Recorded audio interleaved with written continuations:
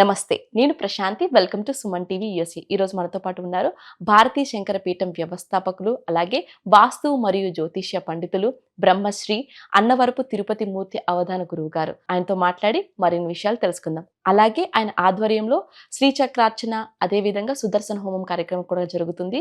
ఈ కార్యక్రమం ఫ్లోరిడా స్టేట్లో టాంపాలో ఘనంగా నిర్వహించడం జరుగుతుంది. ఈ కార్యక్రమంలో పాల్గొనాలి అనుకుంటే స్క్రీన్ పై కనిపిస్తున్న నెంబర్స్ కి కాల్ చేసి మీరు రిజిస్టర్ చేసుకోవచ్చు. అదేవిధంగా గురువు గారిని ఆన్లైన్లో అపాయింట్మెంట్ కొరకు లేదా వ్యక్తిగతంగా కలవాలి అనుకుంటే స్క్రీన్ పై కనిపిస్తున్న నెంబర్స్ కి కాల్ చేసి అపాయింట్మెంట్ తీసుకోగలరు.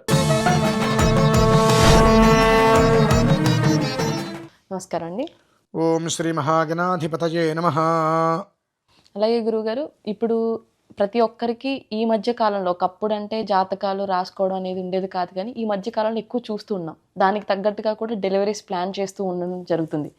అసలు ఇది ఎంతవరకు కరెక్ట్ అంటారు? అంటే మన పుట్టుకని మార్చి పలానా డేట్ ఫిక్స్ చేయడం అనేది ఎంతవరకు కరెక్ట్? వాళ్ళు ఫిక్స్ చేసుకున్న డేట్ కనుక పుడితే అది లైఫ్ లాంగ్ ఆ జాతకం ఉపయోగపడుతుంది అంటారా? తప్పకుండా అమ్మా, మీరందరూ చాలా జాగ్రత్తగా ఈ వీడియో వినండి. బుద్ధిహీనులకి నేను చెప్పట్లా, పనికి మాలిన వాళ్ళకి అసలు చెప్పట్లా. విషయాన్ని అర్థం చేసుకొని మన బ్రతుకులు ఎట్లాగో తగలబడ్డాయి, ఎలా ఉంటుందో తెలిసావట్లా. కానీ మన తర్వాత పిల్లల భవిష్యత్తుని చేతులారా నాశనం చేయకుండా, చెడగొట్టకుండా వాళ్ళకి మంచి భవిష్యత్తు ఇద్దాము అనుకుంటే ఈ ఒక్క వీడియో విని ఆచరించాలి అనేది కోరుకుంటున్నా. ఏంటంటే మాది గర్భం ఎప్పుడైతే కనుక స్త్రీ గర్భవతి అవుతుందో, గర్భవతి అవ్వటానికి పూర్వం 3 మాసాలు ఆ బీజం అనేటువంటి తండ్రి శిరస్సులో ఉంటుందమ్మా. చాలామంది సంతానం కలగట్లేదంటే అమ్మాయిల లోపం ఉంది అంటూ ఉంటారు. ఆ పిల్లవాడి యొక్క శిరస్సులో 3 మాసాలు బీజం ఉన్న తర్వాత తల్లి గర్భంలో పడుతుంది. 9వ మాసంలో జన్మనిస్తారు. 9, 3, 12 దీన్ని మనం ప్రధానంగా పెట్టుకోవాలి. ఈ విషయం మళ్ళీ మాట్లాడదాం. ఇప్పుడు మీరు అడిగింది నేను కొన్నిసార్లు విన్నాను. ఏంటంటే స్వతహాగా 9వ నెల వచ్చింది అన్న తర్వాత డెలివరీకి సిద్ధమవుతారు. కొంతమంది ప్రత్యేకంగా ఈ నక్షత్రంలో పుడితే పిల్లలు బాగుంటారు కాబట్టి ఈ నక్షత్రంలో మాకు ఆపరేషన్ చేయించండి అని చెప్తూ ఉంటారు. నాకు అనిపిస్తుంది, ఏ బెల్ట్ తెగే వరకు వెళ్ళి కొట్టాలి అని. వాడి యొక్క రాతని మార్చేటువంటి శక్తి నీకెవడిచ్చాడు? కానీ ఇక్కడ రహస్యం ఏంటంటే, ఎప్పుడైతే నీకు కృపాకృపపూర్ణంగా ఒక సమయం నిర్దేశించబడి ఉన్నదో దాన్ని కాదు అని నీకు నచ్చిన నక్షత్రం ఏదైతే ఉంటుందో ఆ నక్షత్రానికి వెనక్కి ముందుకి కనుక నువ్వు జరుపుకొని, అంటే ఉన్నటువంటిది కాకుండా నీకు నచ్చిన నక్షత్రం, ఈ నక్షత్రంలో అయితే కనుక నాకు జన్మ నక్షత్రము, నాకు మిత్ర నక్షత్రం అని చెప్పి కనుక డెలివరీ చేయిస్తే జన్మాంతం ఆ పుట్టిన పిల్లవాడి బ్రతుకు త్రిశంకు స్వర్గమమ్మ. ఎందువల్లంటే వాడికి పుట్టిన నక్షత్రం వేరు, అసలు జన్మించవలసిన పాద నక్షత్రం వేరు. అది ఏంటో మీకు తెలియదు, ఇది మీకు తెలిసి ఉపయోగం లేదు. ఏదో ఒక పూజలు చేయిస్తే చివరికి వెక్స్ అయిపోతారమ్మా. ఇంకా ఎన్ని పూజలు చేయించినా ఇంతేనా? వెధవ పని చేయటం దేనికి? దాని నుంచి నన్ను మళ్ళీ కాపాడు భగవంతుడు అంటాం దేనికి? ఈ రెండూ తప్పే. నీ కర్మ ప్రారంధం అలా ఉంది అన్నప్పుడు ముందుకు నడిచేటట్టుగా చేయాలి. దాన్ని ఏదో నేను తప్పిస్తాను అని చెప్పి, దాన్ని ఏదో నేను ముందుకు నడుపుతాను, వెనక్కి నడుపుతాను అని అంటే నువ్వు విధాతవా? నీకంత శక్తి ఉందా? ఆపరేషన్ చేస్తున్నావా? ఈ నక్షత్రం మంచిదే నువ్వు అనుకున్నావా? వాడికి జన్మనిచ్చావా? వాడి బ్రతుకంతా త్రిశంక స్వర్గమే కదండి. నువ్వు సంతోషంగా ఏదో చేయాలని చెప్పి అనుకొని జన్మతహాగానే పిల్లవాడికి బాధ ఇస్తున్నావు. ఇది ఎంతవరకు కరెక్ట్ అంటే, అట్లా కాదండి వాళ్ళు చెప్పారండి వీళ్ళు చెప్పారండి. చెప్పేవాడు 1,00,000 చెప్తాడు. నీ బుద్ధి ఏమైంది? పైనుంచి దూకు అంటారండి. ఎవరి కాళ్ళు విరుగుతాయి? దూకిన వాడి కాళ్ళు విరుగుతాయి. దూకమని చెప్పిన వాడు బాగానే ఉంటాడు. అలానే నేనంటే మా వాళ్ళలో చాలా మందికి చెప్తాను, ఏమయ్యా ఎవరైనా ఫోన్ చేసి ఏమంటే డెలివరీకి ముహూర్తం కావాలంటే సిగ్గుందా? డెలివరీకి ముహూర్తం ఎవడా నీకు? ఎవరు చెప్పాడు? భగవంతుడు ఆవిడకి ఒక సమయం ఇచ్చాడు కడుపులో పడ్డప్పుడే. ఆ సమయానికి వస్తుంది డెలివరీ. అప్పటి వరకు నువ్వు ఎదురు చూడు. 2 రోజులు లేట్ అవుతుంది. కాదండి ఈ నక్షత్రం మంచిదండి, ఆ నక్షత్రం మంచిదండి. జన్మాంతం వాడికి నువ్వు జపం చేయించకుండా ఉంటావా? ఇంకా మంచిదే నువ్వెలా చెప్పగలుగుతున్నావు? కాదండి ఈ నక్షత్రం మా వాళ్ళు స్వతహాగా జన్మించాడు కాబట్టి ఆ నక్షత్రం మంచిదే. నువ్వు ఏం చేస్తున్నావు? స్వతహాగా రావట్లా. నువ్వు ముందో దానికోసం నువ్వు వెయిట్ చేయించో, తొందర పెట్టు, ఆపరేషన్ చేస్తున్నావు. కానీ నీకు ఏ నక్షత్ర విధానం పిల్లవాడికి నడవాలో ఆ గమనం నడుస్తుంది. నువ్వు ఇది చూస్తుంటావు. పిల్లవాడి యొక్క జన్మ నక్షత్రం స్వతహాగా ఉండవలసిన నక్షత్ర జీవితం ఏదైతే ఉంటుందో వాడికి అది నడుస్తుంటుంది. కానీ నువ్వేం చేస్తున్నావు? ఈ నక్షత్రం బాగుంటుందని ఆపరేషన్ చేయించవు, కానీ ఆ నక్షత్ర ప్రభావం నువ్వు చూసుకుంటావు, కానీ అది వాడికి నడవదు. అలాగే గురుగారు, ఇప్పుడు ఆల్రెడీ ఒకవేళ చాలా మంది చేంజ్ చేసుకుని అట్లా ఉండుంటారు కదా, ఇప్పుడు చాలా మంది ఇబ్బందులు పడుతూ ఉంటారు. అలాంటి కేసెస్ మీ వరకు వచ్చి ఉంటాయి.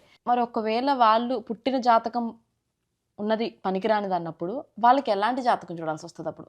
ఎలాంటి జాతకము అని కాదమ్మా, ప్రధానంగా జన్మాభ్యాసాదు జన్మ ప్రభృతి అని ఉంటుంది. మామూలుగా వాళ్ళకి 2 రోజులు 3 రోజులు సమయం ఇస్తారు, అది కుదరలేదు. అభిజిత్ లగ్నం తీసుకోవాలి. నీ సొంత లగ్నాలు నీకు పనికిరావు. ఇంకా అభిజిత్ లగ్నం తీసుకో, దాన్ని అనుసరించి నువ్వు వ్యవహారం చేసుకో.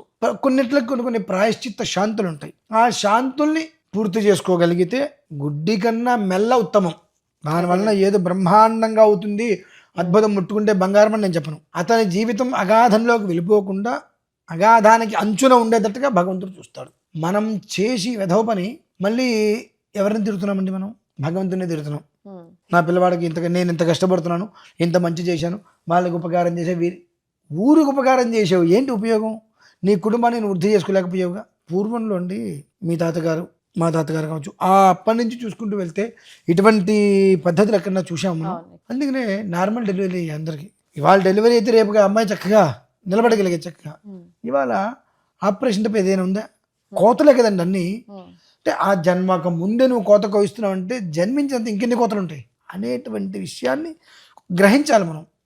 అటువంటివి వాటి జోలికి వెళ్లకుండా, ఒకవేళ ఇప్పటికీ అటువంటిది ఏదైనా కనుక జరిగి ఉన్నట్లయితే కూష్మాండ ప్రాయశ్చిత్తం అని ఉంటుందమ్మా.